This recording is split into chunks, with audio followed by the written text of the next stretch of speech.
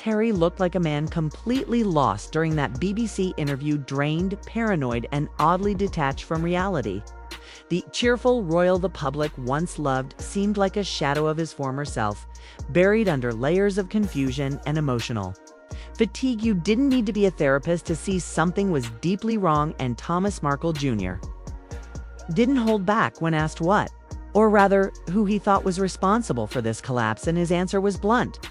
Meghan, according to him, she's not just influencing Harry, she's orchestrating him from the outside. It's almost like watching a movie unfold, except it's Meghan writing the script, casting herself as a modern-day Diana and Harry as her loyal but broken co-star. Every public appearance, every interview, every statement feels rehearsed. It's as if Harry's lines are handed to him before he steps in front of a mic. That level of control, if real, is terrifying, and it explains a lot. The man who once had a cheeky grin for every camera now looks like he hasn't had a genuine moment of joy in years. But here's the chilling part. Harry didn't used to be like this. He was the prince everyone adored. He was wild, yes, but also full of life. You'd see him joke with the public, dance at festivals, even fight for good causes with real fire in his eyes. Now he talks like he's in a constant state of war with his family, the media, and even his own country. He's paranoid, convinced there's some massive conspiracy keeping him unsafe, afraid that history will repeat itself and Meghan or his kids will end up like Diana. And where's Meghan in all this, posting away, gushing about her kids, promoting her lifestyle brand, and pushing out another painfully dull podcast episode about her morning routine? Harry's public sliding is almost unsettling. Meghan's constant refrain on the internet is, "I'm living my best life." She claims that she has never been happier because of the contrast, which creates an image that is difficult to shake. One person living in a fantasy world while the other silently groans in the background. Tom doesn't hold back when he claims that his sister is obsessed with being Diana. He says that she is not only admiring her, but is actively working to become her by ordering domains, conducting cryptic interviews, and creating a story in which she is the misunderstood princess battling a harsh system. However, Diana had warmth and empathy, and Tom claims that she is only ambitious and calculated. It seems like everything she says and does is intended for the camera. Tom claims that no one in the family has ever seen them and that they have turned into pawns in this entire drama. Not even King Charles, not even Meghan's father. And that's not just sad, it's intentional. The children are being used as a tool to manipulate the story. Meghan never stops talking about her family, but she leaves out any relatives that don't fit the mold. Tom recalls that when Meghan divorced her first husband, Trevor, he simply mailed the ring back and vanished with no explanation or closure. Trevor, who worshipped her, was thrown aside the moment he was no longer useful. And now he sees the exact same pattern playing out with Harry, controlled, minimized, and perhaps discarded, because that's the pattern. Use, rise, drop. It happened with Trevor. Her father, the man who worked insane hours to pay for her education and launch her acting career, ghosted her siblings, ghosted her, and ghosted everyone who knew her before the fame vanished. It occurred with her own family, and some people think it will only happen again in the future. One particularly memorable moment is when Harry claimed that his own father, King Charles, and anonymous government officials didn't want him safe and might even want him killed, saying that if he ever returned to Britain with Meghan and the children, tragedy could strike Diana style. It wasn't just dramatic, it was surreal. Who even thinks that way? Accuses their own family of such things without any evidence. And more importantly, who implanted that thought in Harry Miller Jr., since he can see Meghan's fingerprints all over it? The solution is clear. The paranoia, the well-chosen words, and conspiracy talk all seem to be a part of a bigger show. Harry is not only Meghan's co-star, but also the script reader, delivery man, prop, and the source of her security concern in this twisted fantasy in which she gets to remake history with herself in the lead part. Meghan and Harry have created a whole media narrative about being victims who were abused, refused protection, and tormented by the royal family. But the more people dig, the less solid it remains. It's not just about feeling secure, it's about control. Meghan disregarded the Queen's alleged instruction that they remove the HR titles in order to prevent commercial exploitation. And she continued to use them on websites and promotional materials wherever she could for what was likely vanity and pride. What really irritates her is that she loved the title more than the family that created it. Meghan used the platform that the monarchy granted her to turn it into a stage because she didn't want to be a member of the royal family. Instead, she wanted to own it. She arrived with Hollywood swagger and a public relations team, disregarded the customs and the rules. It wasn't about duty or service. It was about visibility, headlines, branding.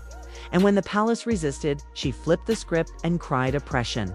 Meanwhile, her real family was erased, according to Tom, who claims that it began long before the wedding. By the time she was invited to college, particularly during her time in Canada, her attitude started to change. She became cold, dismissive, and even cruel, and her speech to her father abruptly changed. The man who had funded her education and sacrificed everything to support her dreams was beneath her. So she pretended that he didn't exist. The same thing happened to her first husband, Tom recalls. Trevor was obviously kind and respectful, and he loved Meghan very much. But one day she abruptly stopped talking to him and gave him no explanation, sending his wedding ring back through the mail.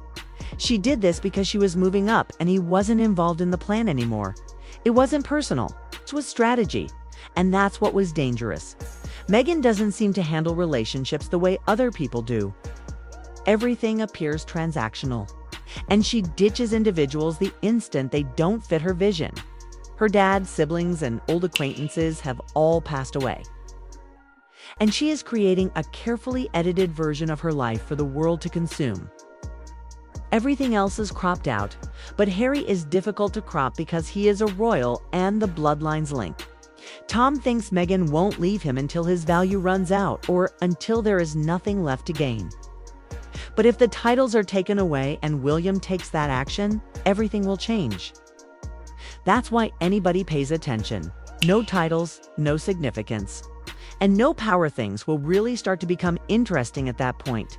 And when everything breaks apart, and it will happen, Harry might finally realize what everyone else has. The saddest aspect is that everyone around Harry might have predicted that he would end himself standing amid the wreckage of a life he hardly knows. Thomas Markle Jr. forewarned him. In fact, he wrote a letter prior to the wedding pleading with Harry to stand back and consider the possibility that if Meghan could betray her own family without hesitation, she would do the same to him. He wasn't being mean. He was being truthful.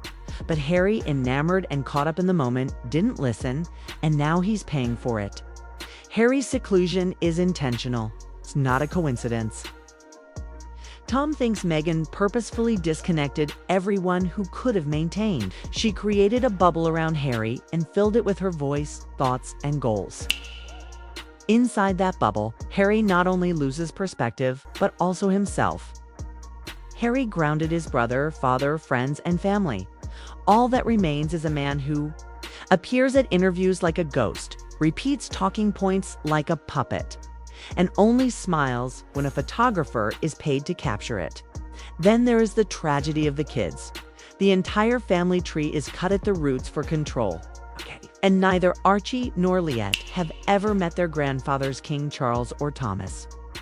Tom calls it what it is. Despite Meghan's claim that it's about safety, children are used as leverage and manipulation, kept hidden away like royal bargaining chips, and protected from both sides of the family.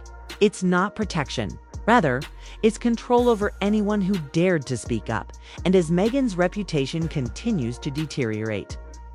Her most recent endeavors are beginning to reveal her desperation.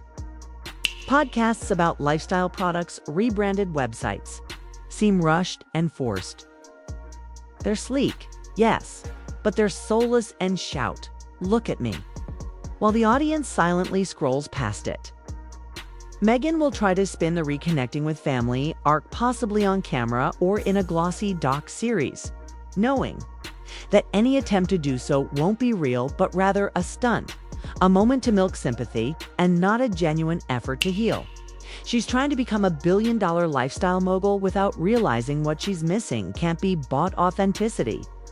Eventually, the talk of reconciliation will come. It's the way she works.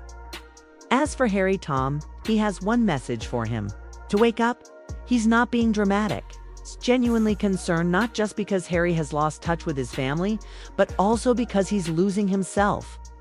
The man who once lit up rooms is now vanishing into shadows.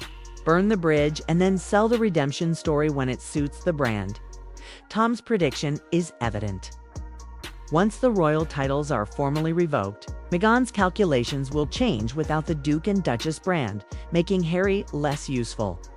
All that's left of the self-assured, silly prince who laughed at himself and loved his people is someone who appears exhausted, trapped, and afraid to speak out of turn. Tom thinks Meghan will depart quietly, dramatically, or discreetly when she has no more royal cash, headlines, or weight to her name. Harry will then be left with nothing. No titles, no family, no identity, just a harsh spotlight and the echo of decisions he never really made for himself. And the world will watch not out of freaky shoes, but because this was never a fairy tale. It was a cautionary story in real time, and it's still unfolding.